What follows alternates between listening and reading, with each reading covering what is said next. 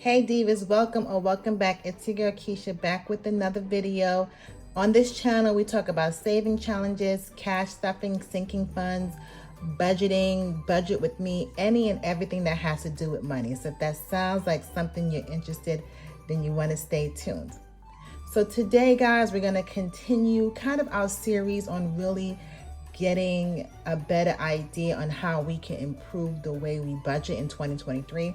And today we're going to talk about budgeting categories. Budgeting categories for me, particularly on my budgeting journey, was something that I really had to feel my way through. So today I want to give you some free tools and some steps that I use to help me kind of hone in on my budgeting category. All right, Divas, well, if you haven't seen my previous videos, I will link it down below, but this is my 90-day budget workbook that I created.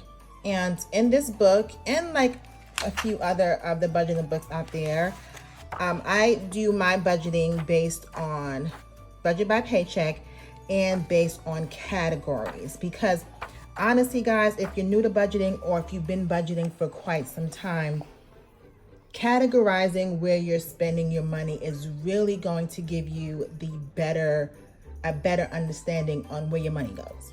Okay, it's one thing to do sinking funds and saving challenges and all of those things, but at the end of the day, if you really cannot pinpoint which areas of your life you're spending your money on, then you're really not going to get a full grasp of your budgeting habits. Okay, so in my budgeting book, I provide a monthly budgeting sheet, and it's categorized. So we have housing, food, transportation, debt, like all of the categories that most people typically have.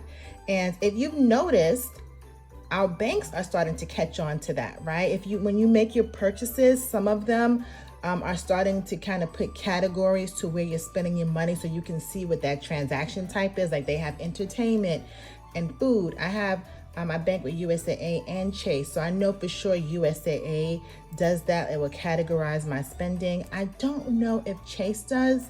So let me know in the comments below if your bank is starting to categorize your spending for you. So that just goes to show seeing where you put your money is essential to your budgeting. So that brings me over to this worksheet I created. Now I went to Canva. This was a template already in place, but I did do some tweaking to really have it align with the way I budget and what I want to talk to you today about. So I did change a few of the categories. I added a few more, and I did tweak the description some. So I'm gonna go over each of these with you and see if this can help you on your budgeting journey. And like I mentioned before, this is below, so you can print it. It's free for you to use. You can add things. It's not edible.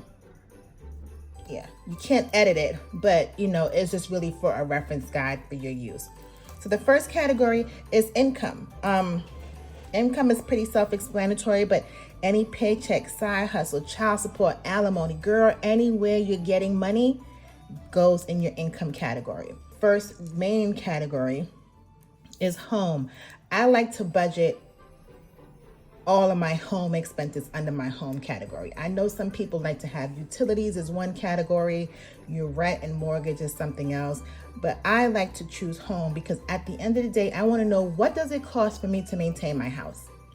If everything fails and I have no money, how much does it cost me monthly to keep a roof over my head? So that includes my mortgage, my water, electricity, all the things that is in my home to keep it running and functional. So I put that all under home or housing, or however you want to call that category. Next is insurance. So health insurance, life insurance, right? I also have a home warranty insurance. So I don't put that under home because it's not a necessity. It's just something, an extra added protection. If all else fail and I had to cut ties with something, I would cut ties with that, because again, that's just provides me an extra layer of protection. So I would put something like that under insurances, but you guys get the idea of insurance, okay? Food, we have our groceries and dining out. Now, even though food is one category, when I'm budgeting, I like to break these two out. I'll just show you real quick. I don't care who you follow for your budgeting mentor, but I would believe that anyone would tell you that your food is the biggest creeper in your budget. You can't really change the amount you spend on your mortgage and your rent. I mean, unless you move and do those sorts of things. But your food, girl, your food will eat up that budget real quick. So right here, I have food, but I break it down under groceries and eating out. I give myself a budget for both. I just cannot have a general food category, because if you really break this out, you can really see like, man, am I eating out way too much? Or am I doing really good? I do a lot of meal prep and I do a lot of cooking at home. So I tend to break these out. It's still under my food category, but I like to track these separately because, girl, I need to know, are we Chick-fil-A-ing too much? Okay. Is McDonald's app just apping too much in my house? I just need to know. So that's under the food category. Transportation, this was something that was in this particular worksheet when I found it. And it pretty much includes anything, your car payment, registration, DMV. That's exactly how I do it. Gas, everything I keep under transportation. Transportation for me functions just like my home. I need to know how much it costs my car to run. The insurance, the gas, the payment itself, I need to know that I spend X amount of dollars per month for me to have this vehicle. And that's also a good way for you to gauge if you can afford a second or third car, because you already have the numbers on what it's costing you now to travel, whether you're in a metro city where you're using public transportation, etc. Having this as a separate category is vital. Personal and beauty is something also that could be a silent killer. Makeup, getting your hair, your nails done, clothing, shoes. I put all of those things underneath beauty and personal as well. I also put toiletries under here, lotion, soaps, like anything that you would use in your bathroom, I also put in this category. Next is children, if you have any, right? Or you support any children. So clothing, activities, daycare, and camp. I like to keep my kids' clothes separate from like my husband's and I's clothes, because my husband and I may want new things, but we have clothes. But these kids, girl, I don't know how old your kids are, but my kids I have an 11-year-old and 8-year-old twins. I swear to you, every 2 months I'm buying something new because they're growing. So I need to really have an idea on how much I'm spending on their clothing, activities that could be for sports, any, activities you have for them outside of school. Maybe you're paying for school tuition for them. That'll be something that you can capture under your children. Daycare, look, we have summer camp. My kids are not daycare age, but again, this is general kind of examples. But summer camp is coming up, right? So I want to make sure that I'm tracking how much I'm spending on those things. All right, next we go to debt, credit card, student loan, personal loan, any kind of debt. Obviously, we know what debt is, so that will be under its own category. Entertainment, I think, is so important because we think, or most people think, that because you're on a budget, you can't enjoy your life. Girl, you can enjoy your life. You can still do things, but plan for it, budget for it. Maybe you have to be a little bit more modest. Maybe you have to say, no, I can't go to brunch every other Sunday, but I can go once a month. Like, you can still enjoy the things that bring you joy, but it's just making sure you can see it, make it tangible and reasonable and realistic to what your income and your budget, your whole budget situation is. Savings, we have emergency fund. Girl, we have to put sinking funds in there, right? We just did a whole video on sinking funds. If you haven't seen that, I will link that down below. Retirement, investments, anything that you're saving for the future. Next, we have business or work. If you want to capture that expenses, maybe your personal clothing you want to keep separate from your regular clothing. When I was in the military, I would have to buy uniform items, frequently, maybe every year I would get a couple shirts or so. If you have your own business, you want to buy certain attire or things, equipment, tools, supplies, again, for your job and or for your business. So you can capture that. I do capture my business expenses separately. Here in my budget book, I do leave one section blank, so you can use that for whatever other category that's not captured here. And for this, I use this for business to capture my business expenses. So again, that is definitely a category you should have, if you have a job or you have a business, etc. Subscriptions is also another killer of our budget, girl. Okay, we have tons of subscriptions there. I only put 2 as an example, but you have a ton of subscriptions that you can probably get rid of 1 or 2 for 2023. Go ahead and challenge yourself to do that, because I am definitely going to challenge myself to do that as well. Miscellaneous, this is a tough one. Okay, and I added a description versus example. So it's an unexpected expenses. Sometimes a want more than a need, or a one-time occurrence. Okay, so when I'm doing my weekly stuffings, I really try to keep that category minimum. Like I do $10, maybe $15, because essentially I want my spending to fall within one of these other categories. All right, if I'm at the store and I'm just like dying, I need a piece of chocolate or something, that might come out of miscellaneous. But I love when I don't spend my miscellaneous. That means I'm sticking to my budget, okay, and everything is where it's supposed to be. All right, holidays. Hey, we're right now, if you're watching this video in December, we are going through the holiday season.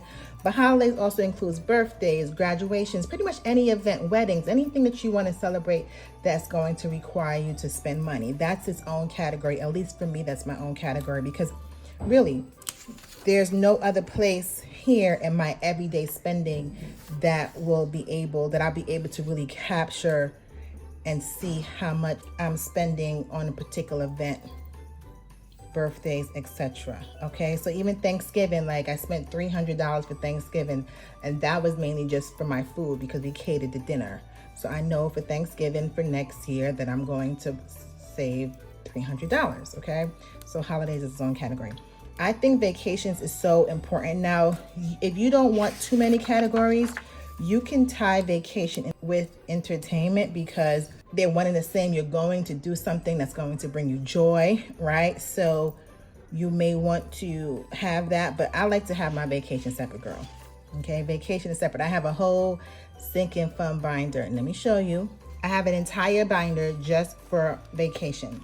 Okay, just for my vacation, because vacation is so important to me and my family, and I want to make sure that I give it as much attention and the money that I need for us to have a successful on budget trip, that I have a whole binder for a girl. So vacation is definitely a separate category that I recommend. Again, you can use this as you see fit. And pets, if you have any, they're a category as well. You know, your vet, pet food, toys, all the things that you spend for your pet. And then I left 4 blank categories that you can use however you see fit in your journey. And if you're asking, well, Keisha, how do I even figure out what I have? I would just say, look at your last 2 to 3 months of your bank statements or your credit card statements, okay?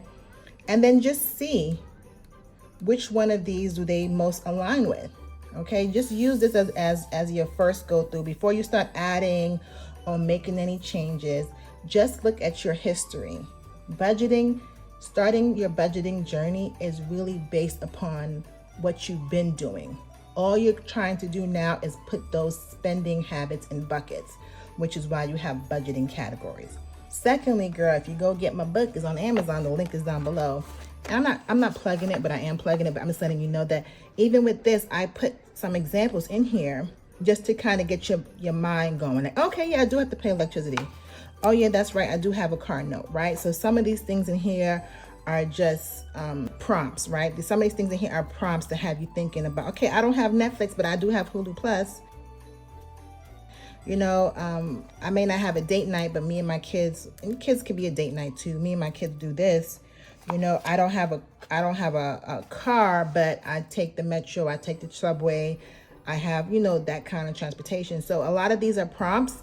If they don't really fit your particular situation, you can just kind of white them out and go from there with that. But that is pretty much it, Divas. I really just wanted to give you some sort of tools that you can use as you're starting to think about 2023. So I want to thank you so much. If you haven't subscribed, girl, what are you doing? It's free for you.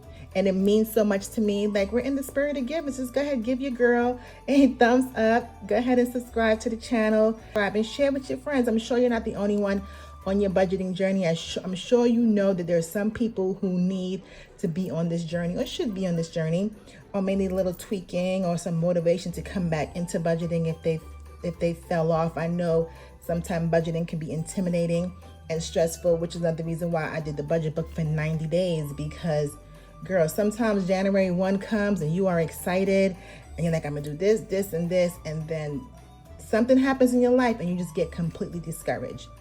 It's okay to start over, okay? Let me know if you enjoyed what you saw, if you found value in today's video. So again, I will see you in the next video. Take care.